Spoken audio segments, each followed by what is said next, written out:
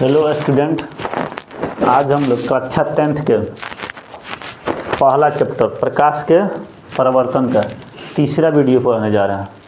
इससे पहले हमने 2 वीडियो में कुछ चर्चाएं की है, उसके आगे बढ़ते हैं।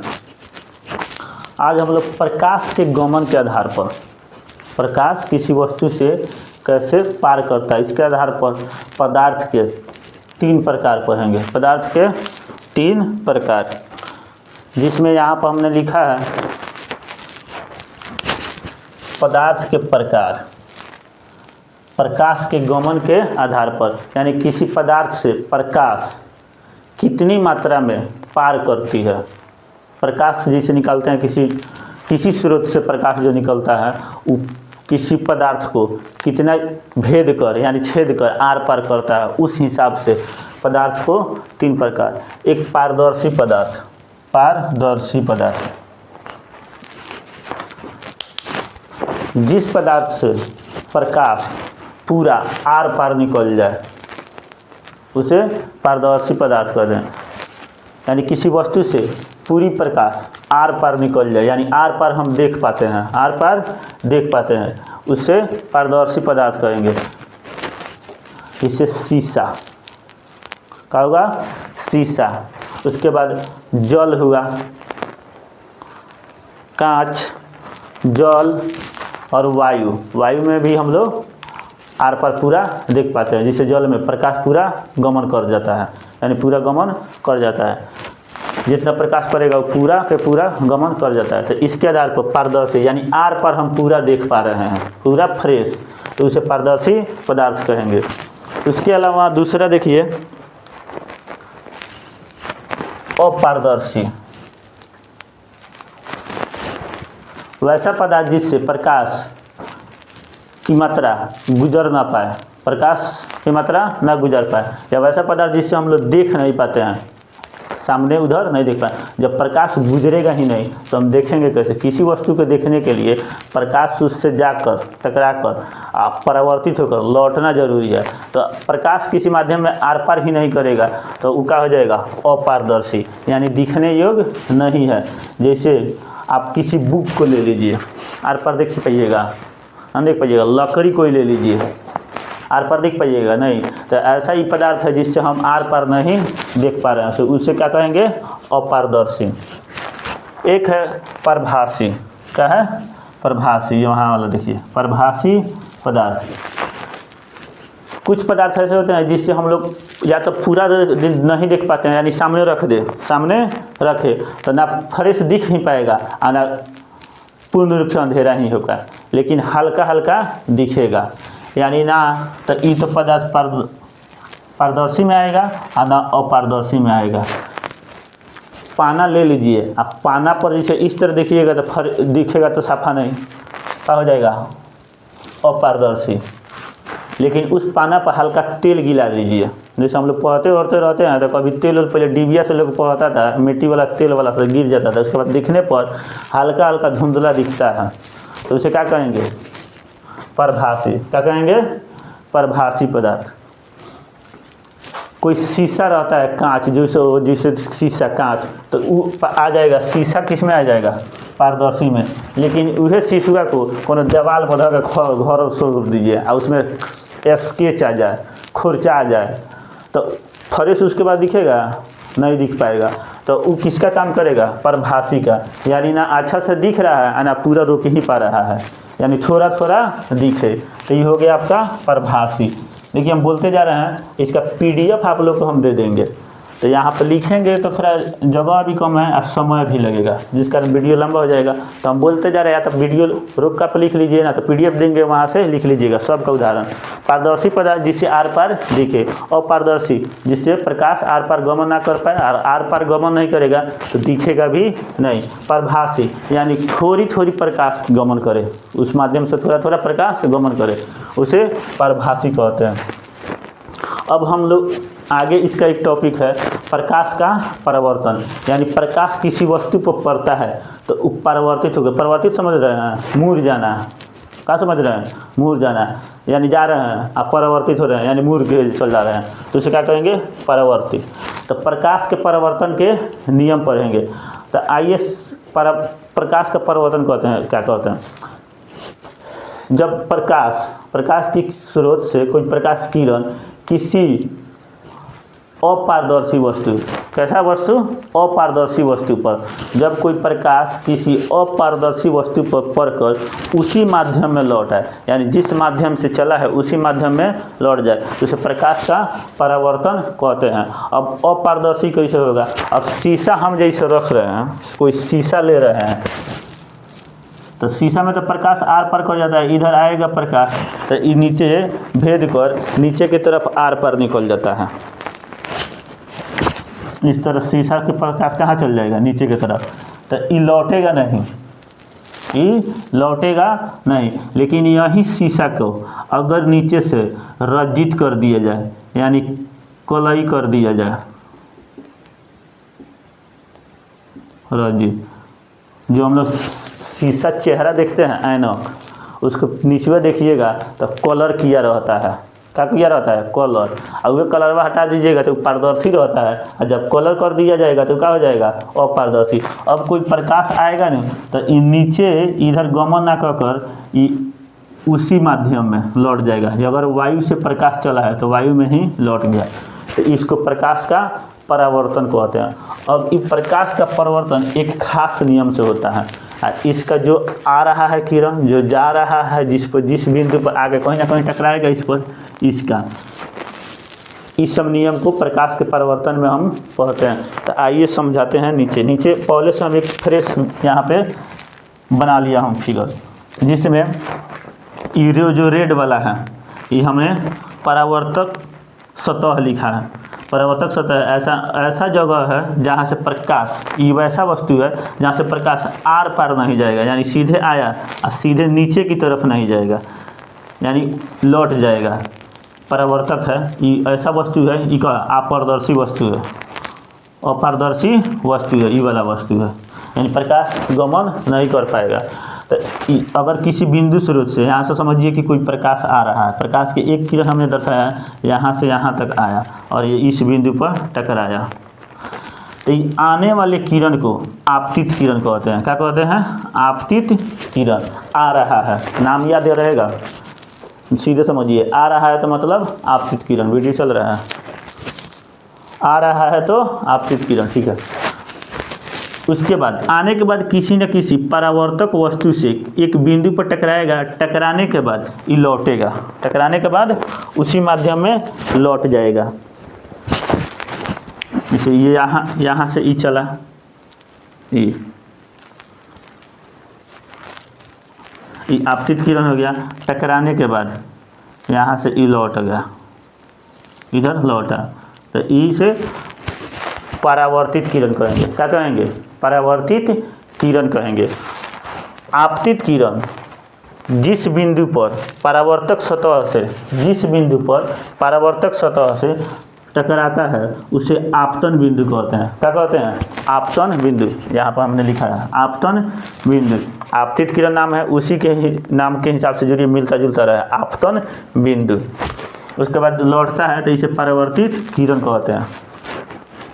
ये होता है एक सीधा लाइन खींचा गया है, ये परावर्तक सतह पर लंबवत खींचा गया है, तो ये 90 का कोण बनाएगा। यहाँ से यहाँ तक देखिएगा तो क्या हो जाएगा? 90 का कोण होगा। तो इसको अभिलंब कहते हैं, अभिलंब। लंब पढ़े हैं ना मैथ में, 90 डिग्री का कोण बनता है, वहीं अभिलंब है। तो आपतन बिंदु पर खींचे गए लंबवत लाइन को क्या कहते हैं? अभिलंब कहते हैं। क्या कहते हैं? अभिलंब कहते हैं। तो किसी परावर्तक सतह से जो किरण आती है उसको आपतित किरण, लौट जाए उसे परावर्तित किरण। जिस बिंदु पर टक्कर कर रहा है उसे आपतन बिंदु। आपतन बिंदु पर खींची गई लंबवत लाइन को अभिलंब कहते हैं। क्या कहते हैं? अभिलंब कहते हैं। इसके अलावा ये 3 को समझे, आपतित किरण, परावर्तित किरण, आपतन बिंदु और अभिलंब, 4 गो हो गया। इसके अलावा हमको 2 गो और समझना है। आपतन कोण, देखिए यहाँ पर हमने लिखा है, क्या है? आपतन कोण। तो आपतित किरण क्या हुआ? ये हुआ आपतित किरण और अभिलंब के बीच, आपतित किरण और अभिलंब के बीच बना हुआ कोण को आपतन कोण कहते हैं। ये कोण यहाँ से लेकर यहाँ तक, देखिए जहाँ तक हमने मार्कर घुमाया, आपतित किरण और अभिलंब के बीच यहाँ से यहाँ तक आपतन कोण कह रहे हैं, इसी के नाम पर है। आपतित किरण है तो आपतन कोण हो गया। इसको आई से लिखते हैं, किससे लिखते हैं? छोटा आई से।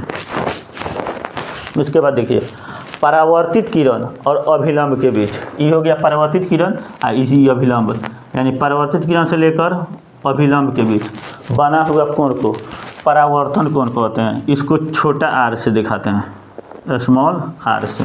इतना बात समझ आ गया। जब अगर आ जाए परावर्तन कोण किसे कहते हैं, तो जिस तरह हम बोल रहे हैं उस तरह भी उसी तरह लिखिएगा। परावर्तित किरण और अभिलंब के बीच बना हुआ कोण को परावर्तन कोण कहेंगे। आपतित किरण और अभिलंब के बीच बना हुआ कोण को आपतन कोण कहेंगे। आशा करता हूँ यहाँ तक आप लोग समझ लिए होंगे। अब प्रकाश के नियम पढ़ेंगे। प्रकाश के परावर्तन के नियम। प्रकाश के परावर्तन के दो नियम है। कितने नियम है? दो नियम। कितने नियम? दो नियम। देखिए हम यहाँ पर बोल रहे हैं, लिखेंगे तो जगह भी नहीं है, यहाँ पर लिख भी सकते हैं। देखिए हम बता रहे हैं, समझ आ जाएगा। पहला नियम इसमें आपतित किरण परावर्तित किरण, आपतित किरण परावर्तित किरण तथा आपतन बिंदु पर, तथा ये हो गया आपतित किरण, ये हो गया परावर्तित किरण, ये हो गया बिंदु, ये हो गया आपतन बिंदु। आपतित किरण परावर्तित किरण तथा आपतन बिंदु पर खींचा गया अभिलंब, खींचा गया, इस पर ये अभिलंब खींचा गया, खींचा गया अभिलंब तीनों एक बिंदु पर होते हैं। ये प्रकाश के परावर्तन का नियम है। बात समझ आया? पहला नियम, आपतित किरण परावर्तित किरण तथा आपतन बिंदु पर खींचा गया अभिलंब तीनों एक बिंदु पर होते हैं। यहाँ पर इन्हें की अलग अलग हो जाएगा। पहला नियम। इसमें आएगा दूसरा नियम, आपतन कोण, ये जो कोण बना है, तथा परावर्तन कोण, आपतन कोण तथा परावर्तन कोण दोनों आपस में बराबर होते हैं। दोनों क्या होते हैं? आपस में बराबर होते हैं।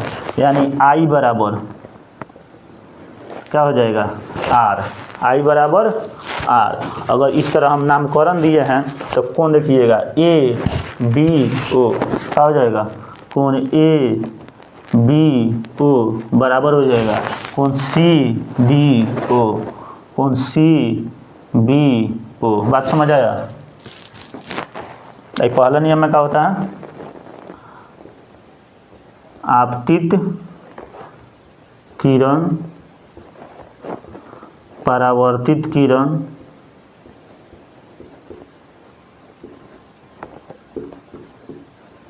तथा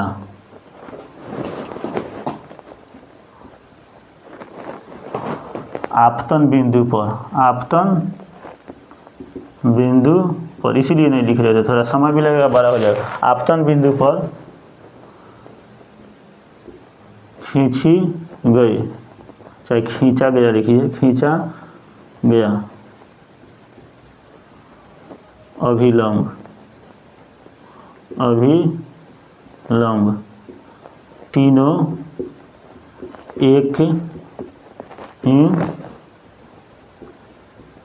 बिंदु पर होते हैं, होते हैं।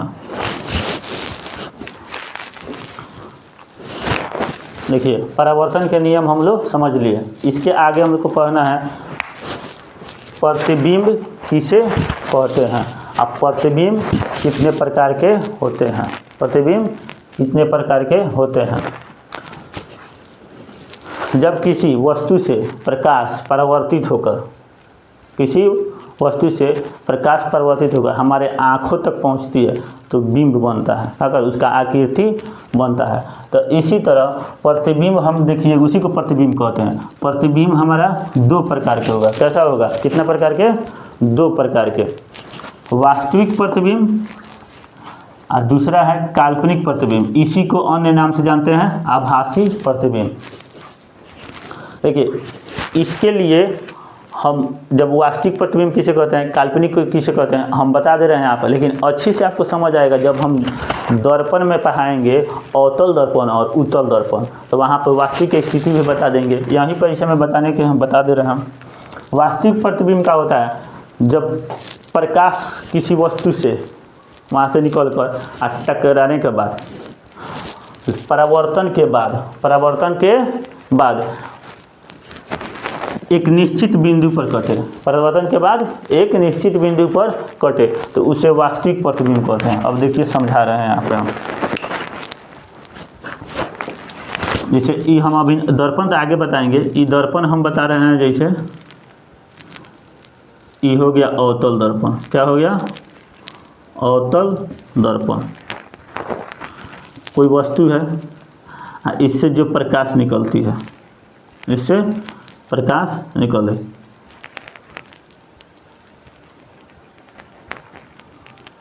उसके बाद इस तरह एगो सी से, जैसे इसमें सी होता है और एफ होता है, सी होता है और एफ होता है।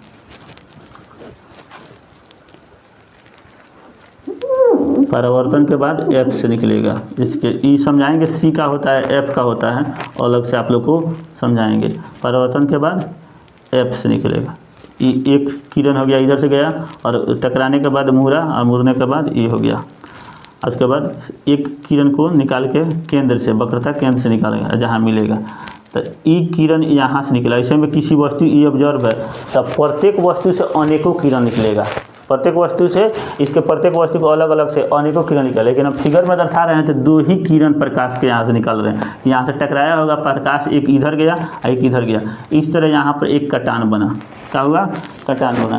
कटान बनने के बाद इस पर जो वस्तु का होगा ये, तो इसी को वास्तविक कटान कहते हैं। क्या होगा, वास्तविक, माने वास्तव में हमको लग रहा है कि आमने सामने हम देख रहे हैं, कट रहा है। और यहाँ नाम लिखिए कल्पना, काल्पनिक प्रतिबिंब। कल्पना करेंगे, क्या है, कल्पना, चाहे आभास, हमको आभास होगा कि ऐसा। इसमें परावर्तन के बाद वास्तव में वास्तविक रूप से कटता है एक दूसरे के बाद, परावर्तित किरण। परावर्तन के बाद प्रतिबिंब को परावर्तित किरण कटता है, यानी दिख रहा है यहाँ पर कटा। लेकिन वहीं जब देखिएगा इसमें काल्पनिक प्रतिबिंब में आभासी, जिसको आभासी प्रतिबिंब कहते हैं, यानी हम कल्पना करेंगे कि प्रकाश अंदर से आ रहा है, यानी एक कटता हुआ प्रतीत होगा। जैसे इसमें उसी में देखिएगा उत्तल वाला, जैसे बता रहे हैं, ये हो गया उत्तल दर्पण। हम आगे बताएंगे ये क्या है, तो अभी हम समझा रहे हैं काल्पनिक प्रतिबिंब और वास्तविक प्रतिबिंब। इसमें भी इसी तरह होगा, एक एफ निकलेगा, क्या होगा, एफ। तो इसका सी और एफ आगे हो जाएगा, इधर हो जाएगा एफ, ये हो जाएगा सी। तो ई प्रकाश गया तो यहाँ पर टक्कर करेगा, तो ई मूर होने के कारण इधर भाग जाएगा। कहाँ भागेगा, इधर भागेगा। लेकिन मुड़ कर बाहर जाएगा, लेकिन ये थोड़ा थोड़ा आपको लगेगा, इसको आगे बढ़ाइएगा तो ये एफ से गुजरेगा। ये बिंदु क्या है, एफ। तो आपको लग रहा है कि यहाँ से ई बिंदु से प्रकाश निकल रहा है, ई वाला जो लाइन है, इधर वाला, कहाँ लग रहा है, यहाँ। एक किरण हम लोग गुजारते हैं सी से, एनी टाइम एगो किरण सी से गुजारेंगे केंद्र से, तो ये कहाँ कटा, यहाँ पर कटा, तो बिंब कहाँ बनेगा, यहाँ। यानी ये तो सामने कट रहा था, वस्तु को यहाँ सामने कट रहा था, तो ये वास्तविक कटानी, यानी सामने दिख रहा था, वास्तव में कट रहा था। लेकिन इसका देखिएगा तो एक किरण ई प्रकाश वस्तु से निकाले तो आगे बढ़ के इधर चल गया, और एक किरण यहाँ आया टकराने के बाद इधर, यानी ना तो ई इससे टकराया, ई वाला आगे चल गया, ई वाला मुड़कर इधर चल गया, यानी ना ये दोनों एक दूसरे से कट नहीं रहा है, एक दूसरे को वास्तविक रूप से कट नहीं रहा। लेकिन इसको जब पीछे हम बढ़ा रहे हैं, इधर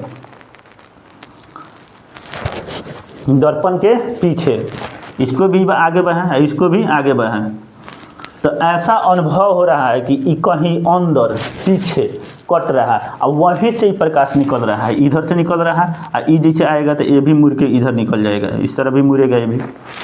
तो इस तरह लग रहा है कि ये पीछे कट रहा है, इसीलिए इसको कहते हैं काल्पनिक, यानी कल्पना कर रहे हैं कि पीछे कट रहा है। कहाँ कट रहा है, पीछे, और इसी को आभास कर रहे हैं, यानी हम महसूस कर रहे हैं। बात समझ आया? तो एक हो जाएगा वास्तविक प्रतिबिंब, दूसरा होगा काल्पनिक और आभासी प्रतिबिंब। वास्तविक प्रतिबिंब के गुण समझिए। वास्तविक प्रतिबिंब के गुण, वास्तविक प्रतिबिंब इसे हम पर्दा पर, कहाँ प्राप्त करते हैं? पर्दा पर प्राप्त करते हैं। पहले देखे होइएगा जो पर्दा पर फिल्म चलता था तो उस पर वास्तविक प्रतिबिंब बनता है, यानी पर्दा पर इसे प्राप्त कर सकते हैं। उसके अलावा ये वस्तु की अपेक्षा उल्टा बनता है। कैसा बनता है? उल्टा बनेगा। ये दूसरा गुण हो गया। कैसा बनेगा? वस्तु के देखिए यहाँ पे वस्तु ऊपर की तरफ था, आई कैसा बना? नीचे। उल्टा मतलब समझ रहे हैं? हमारा सिर नीचे चल जाएगा और पैर ऊपर चल जाएगा, यानी इसका भाग ये नीचे आ गया और ये वाला भाग यहाँ पे चल गया, यानी सीधे उलट गया। तो कैसा बनेगा? उल्टा बनेगा। वास्तविक कटान से बनता है। किसके बनता है? वास्तविक कटान से।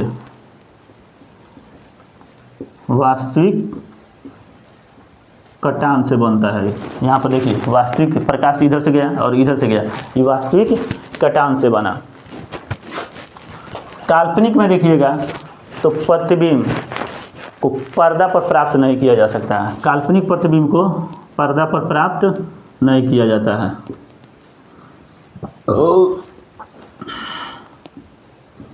पर्दा पर इसको प्राप्त नहीं किया जा सकता है। वस्तु की अपेक्षा हमेशा सीधा बनता है। कैसा बनेगा? सीधा। वस्तु की अपेक्षा कैसा बनेगा? सीधा बनेगा। देखिए वहाँ वस्तु खड़ा था और यहाँ भी क्या है? ऊपरे बना है, उलट कर नहीं बना है। क्या बना है? सीधा बनेगा।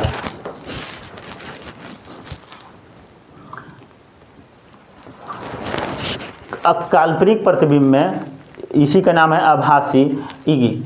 दर्पण के, कैसा? दर्पण के पीछे बनता है। देखिए ये दर्पण हो गया, ये दर्पण का अगला भाग हुआ, ये कैसा बना? पीछे बनता है। कैसे बनता है? पीछे बनेगा। कि हम लोगों ने वास्तविक प्रतिबिंब कैसा बनता है और काल्पनिक प्रतिबिंब कैसा बनता है, उसका गुण हमने जान लिया। अब आइए पढ़ना है हम लोग को दर्पण। क्या पढ़ना है? दर्पण। ये प्रतिबिंब कैसा कैसा बनता है, यानी फोटो। प्रतिबिंब मतलब फोटो। फोटो कैसा कैसा बनेगा उसको जाने। एक वास्तविक बनेगा, एक प्रकार के काल्पनिक बनता है। इस आधार पर अब हम लोग को दर्पण पढ़ना है। कैसा पढ़ना है? दर्पण। दर्पण में दो प्रकार, दर्पण में दो प्रकार।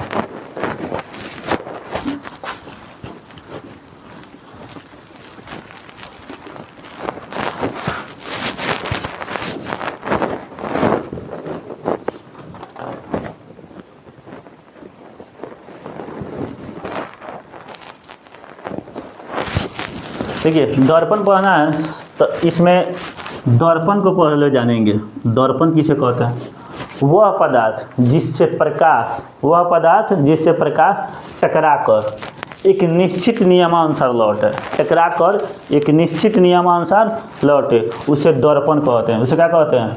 दर्पण कहते हैं। सीधा समझिएगा, दर्पण जब भी हम लोग बोलते हैं तो शीशा के लोग कह देता है, जिससे चेहरा देखते हैं। लोग कहता है दर्पण लगे हवा। बात समझ आया? तो इसमें भी दर्पण अलग अलग होता है। जैसे समतल दर्पण। क्या होगा? समतल दर्पण। दर्पण का वैसा रूप जिसका सतह ऊबड़ खाबड़ ना हो। कैसा ना हो? ऊबड़ खाबड़ ना हो, यानी पूरा प्लेन हो। पूरा प्लेन हो, उसे समतल यानी बराबर हो। समतल बराबर होना चाहिए, उसे समतल दर्पण कहते हैं। एक तो अगला पढ़ना हम लोग को गोलीय दर्पण। क्या पढ़ना है? गोलीय दर्पण। गोलीय दर्पण का ही भाग होता है, गोलीय दर्पण का ही भाग होता है आपका उत्तल दर्पण और अवतल दर्पण। गोलीय दर्पण का कितना भाग हो जाएगा? दो ठो। उत्तल दर्पण आगे हो जाएगा अवतल दर्पण। अवतल दर्पण। देखिए गोलीय दर्पण हम जब पढ़ाएंगे तो इसको अच्छा से फिगर की आकृति से बनाएंगे कि अवतल दर्पण कैसे बन रहा है, उत्तल दर्पण कैसे बन रहा है। अभी हम समझ रहे हैं समतल दर्पण। ऐसा कौन समझ रहा है? समतल दर्पण। समतल दर्पण के कुछ विशेषता है। समतल दर्पण के क्या है कुछ विशेषता है। नॉर्मल शीशा लीजिए, एक शीशा लाइए तो शीशा में तो आर पार दिखता है। शीशा में क्या दिखता है, एक शीशा खड़ा कीजिएगा, जैसे घर में कौन शीशा लगता है, देखिएगा ए पार हम इसे देखते हैं तो ओ पार दिख जाएगा, इस पार से उस पार दिख जाएगा। जैसे घरों में किसी जंगला में देखिएगा ऐसा शीशा लगता है कि जैसे इस पार से कोई रहेगा कि पूरा डायरेक्ट दिखेगा, ये पार से ऊपर, उधर से उधर, इधर से इधर, तो वो हो गया शीशा। और शीशा का जब हम कोई एक भाग कलई कर देते हैं, कलई जब भी कहें तो मतलब रंग देना, क्या करना, रंग देना। तो इस पे क्या किया जाता है, उस शीशा के एक भाग और कोई, जैसे हम इधर कर रहे हैं, सिल्वर के परत चढ़ा दिया जाता है, चांदी के, किसका, चांदी के हल्का सा परत चढ़ा दिया जाएगा। और चांदी के परत चढ़ाने के बाद परतवा को किसी कलर से रंग दिया जाए। जैसे नॉर्मल कोई शीशा देखिएगा तो किसी को पलट के देखिएगा ना तो हरियर, लाल, ये सब कलर से रंगा रहता है, अधिकांश रेड कलर से। तो किसी कलर से आप रंग दीजिए। तो इस पहले वाला शीशा ब्लू कलर से जो बनाया हो गया शीशा, रेड कलर से जो बनाया हो गया उस पर चांदी का हल्का सा परत चढ़ा दिया गया, यानी चांदी के लेप दिया गया सिल्वर के। उससे ऊपर लेप दिया जाएगा पेंट से पोचारा मार दिया जाएगा, पेंट का पोचारा। तो जिस कलर के मारिए, अधिकांश रेड कलर के मार दिया जाता है, चाहे ब्लू कलर का। अपना घर में जाइएगा और शीशा का ढक फोड़ दीजिएगा, शीशा मत फोड़िएगा, शीशा का जो कवर होता है ना वो निकाल दीजिएगा, निकाल के देखिएगा ना तो ऊपरवा जिससे हम लोग चेहरा अपना थोबरा देखते हैं उसके पीछे देखिएगा तो कलर किया होगा इस तरह का, क्या किया है, कलर। अब ये जब कलर कर दिया जाएगा तो शीशा पारदर्शी ना होकर अपारदर्शी हो जाएगा। कैसा हो जाएगा, अपारदर्शी, यानी एक परावर्तक सतह के रूप में काम करेगा। अब इस पर प्रकाश पड़ेगा नहीं तो आर पर छेद कर ना जाकर उसी में लौट जाएगा, उसी में माध्यम में लौट जाएगा। तो इसको समतल दर्पण करेगा। अब दर्पण पूरा बराबर है तो ये किसका काम करेगा, समतल दर्पण का काम करेगा। अब समतल दर्पण ही हम बना दिए।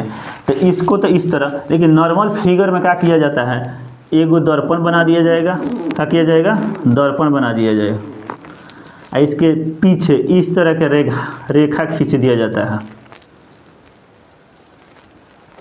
इस तरह का रेखा खींच दिया जाता है जब भी कोई फिगर बनाएंगे। तो इसका मतलब ये हुआ जिधर हम रेखा खींचे हुए हैं, इधर मतलब उस साइड हो रही, इस शीशा के इस साइड हो रही, पीछे वाला भाग में कलई किया हुआ है, रजित किया गया है, उसी को रजित किया जाता है, यानी कलर किया गया। सामने वाला मुंह देखने के लिए है, चेहरा देखने के लिए है।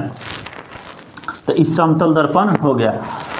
अब समतल दर्पण में प्रतिबिंब कैसा बनता है, समतल दर्पण के गुण पढ़ेंगे, समतल दर्पण के गुण पढ़ेंगे। तो समतल दर्पण में जितना बड़ा बिंब, बिंब जब कहे ना, यानी वस्तु को कहते हैं बिंब, वस्तु, जितना बड़ा वस्तु होगा, जैसे यहाँ पर हम एक मोमबत्ती बनाएं,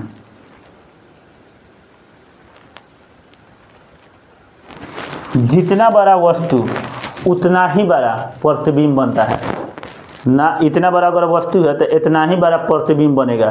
कैसा बनेगा, इतना ही बराबर प्रतिबिंब, ना तो छोटा और ना ही बड़ा, यानी जितना ही उसका प्रतिबिंब बनेगा। इधर दिख रहा है, कहाँ तक दिख रहा है जी, हाँ दिख रहा है। जितना बड़ा बिंब उतना ही बड़ा इसका क्या बनेगा, प्रतिबिंब बनेगा, ना तो छोटा बनेगा। देखिए मार्कर से बना रहे हैं तो कहीं हो सकता है कि छोटा बड़ा हो जाए, हम नाप के तो बना रहे हैं लेकिन नीचे बन गया।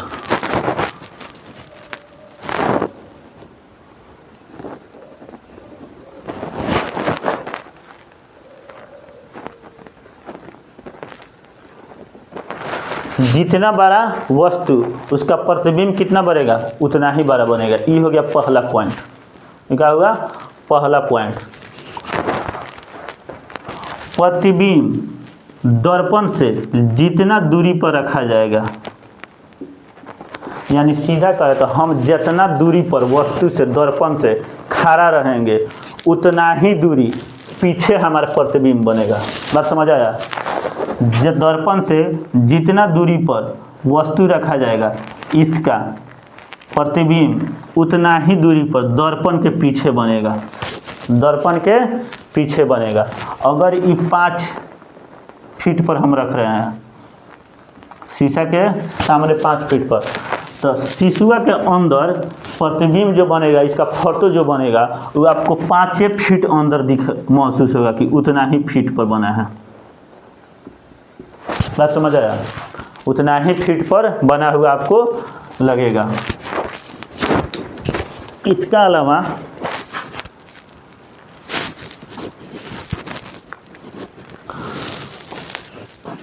प्रतिबिंब वस्तु के प्रतिबिंब होगा, प्रतिबिंब वस्तु की अपेक्षा हमेशा सीधा रहता है। समतल दर्पण प्रतिबिंब कैसा बनता है? सीधा। सीधा कहें तो मतलब हमारा मूरी अगर ऊपर दिख रहा है तो फोटोओं में हमारा ऊपर दिखेगा। हम लोग ऐनक देखते हैं तो ऐसा थोड़े होता है कि हमारा मूरिया नीचे चल जाता है, पैरवा ऊपर चल जाता है, ये नहीं होता है। उल्टा इसको कहते हैं। इसको क्या कहते हैं? उल्टा कहते हैं। तो इसमें प्रतिबिंब कैसा बनेगा? सीधा बनेगा। तीसरा पॉइंट हुआ। पहला था जितना बड़ा वस्तु उतना बड़ा प्रतिबिंब। दर्पण से जितना दूरी पर वस्तु होगा, दर्पण से उतना ही दूरी पर पीछे प्रतिबिंब बनेगा। ये हो गया दूसरा नियम समतल दर्पण में। तीसरा हुआ प्रतिबिंब हमेशा सीधा बनता है। इस सीधा, इसका फ्लेम देखिए ऊपर है तो प्रतिबिंब का भी फ्लेम क्या होगा? ऊपर। इना की फ्लेम नीचे हो जाएगा। ये बात हुआ। लेकिन इसमें एक अलग होता है, पार्श्व उल्टा बनता है। ये तो सीधा बनेगा, क्या होता है? पार्श्व उल्टा।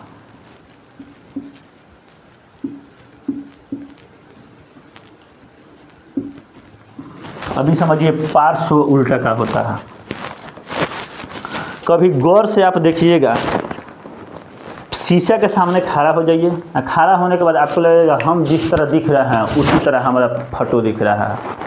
ये बात सही भी है। अगर हम आदमी हैं तो आदमी के फोटो दिखेगा, जानवर का ना दिखेगा। बात समझ आया? लेकिन हम उसमें अपना कभी देखिए बायां हाथ उठाएंगे ना, अगर हम जैसे हम अभी दायां हाथ उठा रहे हैं, अभी दाहिना हाथ उठा रहे हैं, तो हमारा फोटोआ के बायां हाथ उठेगा। फोटोआ कैसा हाथ उठेगा? बायां हाथ उठेगा। और जब हम अपना बायां हाथ उठाएंगे ना तो फोटोआ का दाहिना हाथ उठेगा। यही उल्टा होता है। यानी हमारा दाहिना उसका बायां हो जाएगा, उसका क्या हो जाएगा? बायां। हमारा बायां फोटो का कैसा हो जाएगा? दाहिना हो जाएगा। इसी को पार्श्व उल्टा कहते हैं। यानी इधर का उधर और उधर का उधर। तो फोटो को समतल दर्पण में प्रतिबिंब पार्श्व उल्टा बनता है। क्या बनता है? पार्श्व उल्टा बनता है। तो हमने देखा कि पारदर्शी पदार्थ कितना है। पारदर्शी पदार्थ जिससे प्रकाश आर पार गुजर जाए, अपारदर्शी जिससे प्रकाश आर पार ना गुजरे, प्रभासी जिससे थोड़ा बहुत हम लोग देख पाते हैं। उसके बाद प्रकाश जब आता है तो किस नियम से लौटता है, उसका नाम की कैसे कहते हैं? प्रकाश आ रहा है तो ये आपतित किरण होगा। प्रकाश किसी बिंदु पर टकरा रहा है, आपतन बिंदु होगा। उस बिंदु से टकराने के बाद लौट रहा है, ये चिन्ह दिए हैं, इधर प्रकाश मतलब जा रहा है, इसे परावर्तित कहेंगे। और अभिलंब हो गया। अभिलंब आपतन कोण के आपतित किरण के बीच बना आपतन कोण, अभिलंब और परावर्तित किरण के बीच परावर्तन कोण। प्रकाश के दो हमने नियम पढ़ लिया। उसके बाद प्रतिबिंब जो बनता है, जो फोटो बनता है, दो प्रकार के होता है। वास्तविक कटान से बने तो वास्तविक प्रतिबिंब, कटान लगे कि कट रहा है, आभास हम कर रहे हैं तो उसे आभासी प्रतिबिंब चाहे काल्पनिक प्रतिबिंब। दर्पण समझ लिए। दर्पण के प्रकार में समतल दर्पण और गोलीय दर्पण पढ़ेंगे। तो अभी हमने समतल दर्पण का 5 नियम, समतल दर्पण से जो प्रतिबिंब बनता है उस किस नियम पर बनता है ये पढ़ लिया। उसके बाद गोलीय दर्पण पढ़ना है। गोलीय दर्पण में उत्तल दर्पण और अवतल दर्पण पढ़ेंगे। उत्तल दर्पण और अवतल दर्पण। तो आइए इसको हम मिटाकर अब गोलीय दर्पण आपको समझाते हैं।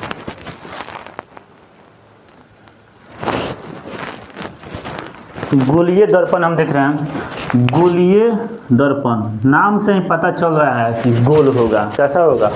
गोल होगा। गोलीय दर्पण शीशा का एक खोखला गोला होता है। कैसा होता है? खोखला रूप होता है। जैसे ये हो गया शीशा, गोल खोखला। कैसा? गोल। ये खोखला है।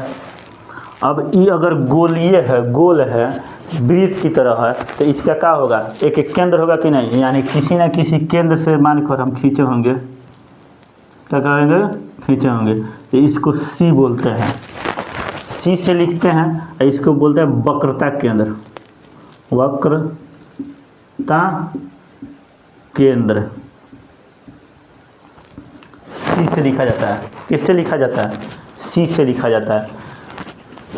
खोखला एक गोला है शीशा का, कैसा, शीशा का। अगर इसका कहीं से हम एक पार्ट काटे, जैसे मान के चलिए यहाँ से और यहाँ से कट किए, तो ये भी इसका गोलीय दर्पण का एक भाग होगा। यानी खोखले गोले का एक किसी भाग को काट कर निकालेंगे, तो इससे अगर इसका हम बाहरी भाग रजत कर दे, यानी पेंट कर दे, कलई कर दे, बाहरी भाग रजत कर दे या कलई कर दे, तो ये आपका अवतल दर्पण होगा। क्या होगा, अवतल, अवतल दर्पण। अगर इसका हम अंदरी भाग, जैसे इसी पर हम दोनों अवतल उतल समझा रहे हैं, तो जैसे यहाँ से यहाँ तक मान ले, हम ले रहे हैं यहाँ से यहाँ तक, इसका इस बार हम अंदर वाला कर रहे हैं, अंदर वाला रजित कर रहे हैं, अंदर वाला पेंट कर रहे हैं, तो इसको कहेंगे उत्तल दर्पण। कौन सा दर्पण, उत्तल दर्पण। हम बताए थे ना, गोलीय दर्पण में दो पढ़ना है, अवतल और उत्तल। तो खोखले गोले का अगर बाहरी भाग, जैसे पूरा खोखला गोला है, तो इधर वाला क्या हो जाएगा, बाहर हो जाएगा। तो बाहरी भाग हम कलई कर दे, तो अवतल दर्पण का निर्माण होगा। यानी चेहरा हम इधर से देखेंगे, इधर वाला, इधर से खड़ा हो गया, इधर से खड़ा हो गया देखेंगे। वहीं इसका अंदर वाला भाग हम कलई कर दे, तो अब हम बाहर खड़ा होकर अपना फेस देखेंगे, चेहरा। तो ये हमारा हो जाएगा उत्तल। क्या हो जाएगा, उत्तल। अवतल मतलब धंसा हुआ, ये देखिएगा तो ये धंसा हुआ। अवतल और उत्तल हम ऐसे में अलग से फिगर बना के हम पढ़ाएंगे। अभी समझा रहे हैं कि अवतल उत्तल निकला कहाँ से है। तो ये गोलीय क्षेत्र का खोखला वाला जो गोला होता है शीशा, उसमें से कट करके निकाला गया। तो इसको केंद्र कहते हैं, बीच वाला को केंद्र कहते। जो दर्पण है इसके मध्य बिंदु को, इसके मध्य बिंदु को, जैसे इसका यहाँ से यहाँ तक समझिए, इसका एक मध्य बिंदु होगा, यहाँ समझिए, इसको पोल कहते हैं। क्या कहते हैं, पोल कहेंगे। इसे पी से लिखते हैं। किससे लिखते हैं, पी। क्या लिखते हैं, पी से लिखते हैं। तो इसका भी एक मध्य बिंदु होगा।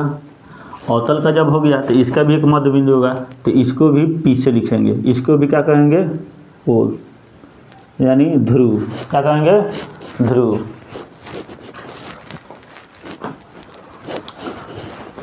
ये हो गया वक्रता केंद्र। जैसे किसी वृत्त का केंद्र होता है तो इस केंद्र हो गया। अब वक्रता केंद्र से गोलीय दर्पण के, गोलीय दर्पण को कहीं मिलाइएगा तो त्रिज्या होगा। क्या हो जाएगा, वक्रता त्रिज्या का आएगा। क्या का आएगा, वक्रता त्रिज्या। अब जैसे यहाँ से भी यहाँ मिलाइएगा, यहाँ से यहाँ तक, ये भी वक्रता त्रिज्या करेगा। लेकिन ये कहीं मिलाइएगा तो गोल है, तो त्रिज्या तो वृत्त का बराबर ही होता है, तो ई का हो जाएगा वक्रता त्रिज्या। हम इसको इसलिए ना लिखे कि इसको एक और लाइन लिखना है, तो इसको लिख सकते हैं वक्रता त्रिज्या, जिसको आर से लिखा जाता है। किससे लिखा जाता है, बड़ा वाला आर से लिखा जाता है, बड़ा वाला आर से लिखा जाएगा।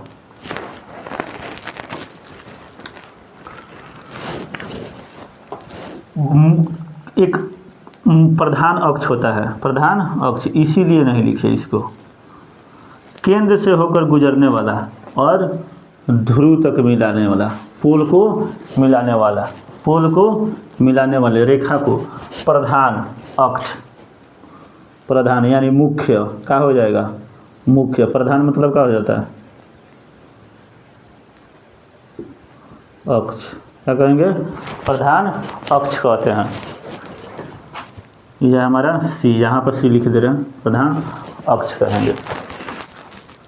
ये हो गया उत्तल दर्पण, अवतल दर्पण, फोकस। ये हो गया प्रधान अक्ष। ये हुआ जो डॉट्स डॉट लिए हैं, इक्वल ही हुआ, रजित हुआ।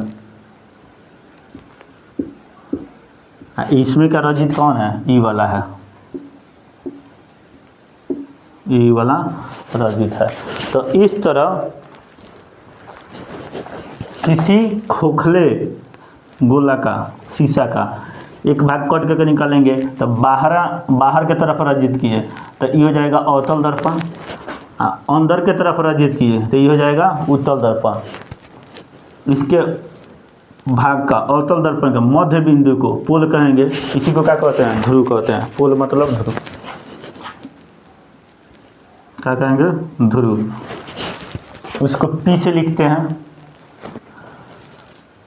वक्रता केंद्र से परिधि पर के, अच्छा सीधा कहिए, वक्रता केंद्र से पोल के बीच के दूरी को, वक्रता केंद्र से पोल के बीच की दूरी को वक्रता त्रिज्या कहते हैं। क्या कहते हैं, वक्रता त्रिज्या। इधर हम दर्शाए हैं तो यही चीज़ बात यहाँ होगा, इसको यहाँ से लेकर यहाँ तक क्या कहेंगे, वक्रता त्रिज्या। ये पूरा लाइन खींचे हैं ना, प्रधान अक्ष बोले हैं। किसी केंद्र से, वक्रता केंद्र से गुजरने वाली, वक्रता केंद्र और पोल को मिलाने वाले लाइन को प्रधान अक्ष कहते हैं। क्या कहते हैं, प्रधान अक्ष। प्रधान अक्ष का भाग होता है वक्रता त्रिज्या, केंद्र से पोल तक के दूरी को। तो ये हमने जाना कि उत्तल दर्पण और अवतल दर्पण कैसे निकलता है। अब उत्तल और अवतल, उत्तल और अवतल अच्छे से हम अलग से समझा रहे हैं आपको। इसको अगला वीडियो में पढ़ेंगे। उत्तल और अवतल को किस में पढ़ेंगे, अगला वीडियो में।